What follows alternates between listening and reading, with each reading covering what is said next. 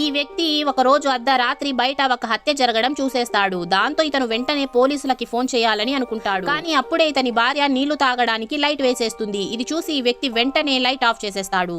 ఇదే తన పెద్ద మిస్టేక్ అయ్యి ఉంటుంది. దాంతో హంతకుడికి ఎవరో తను చేసిన హత్యని చూసేశారు అని అర్థమైపోతుంది. ఆ తర్వాత ఈ వ్యక్తి మళ్ళీ బయటకి చూసి ఆ కిల్లర్ వీళ్ళు ఎన్నో అంతస్తులో ఉంటున్నారు అని చెప్పి లెక్క పెడుతూ ఉంటాడు. దాంతో ఇతను బేస్ బాల్ బ్యాట్ ని తీసుకుని తలుపు దగ్గర ఆ కిల్లర్ వస్తే చంపడానికి చూస్తూ ఉంటాడు. ఇలాగే కొన్ని గంటలు గడిచిపోతాయి.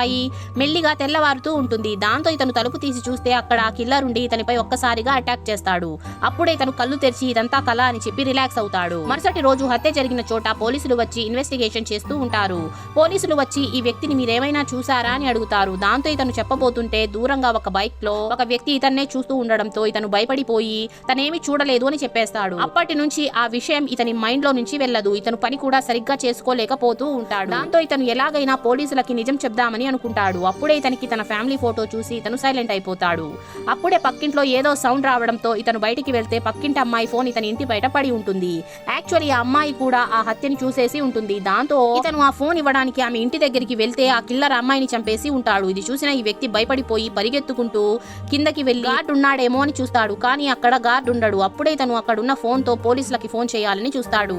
కానీ అప్పుడే వెనక నుంచి ఇతని వైఫ్ సౌండ్ వినిపిస్తుంది. దాంతో ఇతను వెనక్కి తిరిగి చూస్తే అప్పుడే అక్కడికి పోలీసులు వచ్చి ఆ అమ్మాయి హత్య కేసు గురించి ఇన్వెస్టిగేషన్ చేస్తూ ఉంటారు.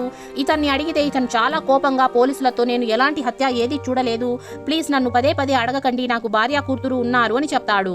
దాంతో పోలీసులకి తను ఇంత కోపంగా ఎందుకు అరుస్తున్నాడో అర్థం కాదు. ఇది చూసిన కిల్లర్ అక్కడి నుంచి వెళ్లిపోతాడు. కానీ ఈ వ్యక్తి ఒక రోజు ఎంతో ధైర్యం చేసి ఎప్పటికైనా ఆ కిల్లర్ తనని కూడా చంపేయచ్చు అని అనుకుని వెంటనే పోలీసులకి వెళ్లి ఆ కిల్లర్ గురించి చెప్పేస్తాడు. ఆ తర్వాత పోలీసులు ఆ కిల్లర్ ని పట్టేసుకుంటారు. వీడియో నచ్చినట్లయితే లైక్ చేసి ఛానల్ ని సబ్స్క్రైబ్ చేసుకోండి.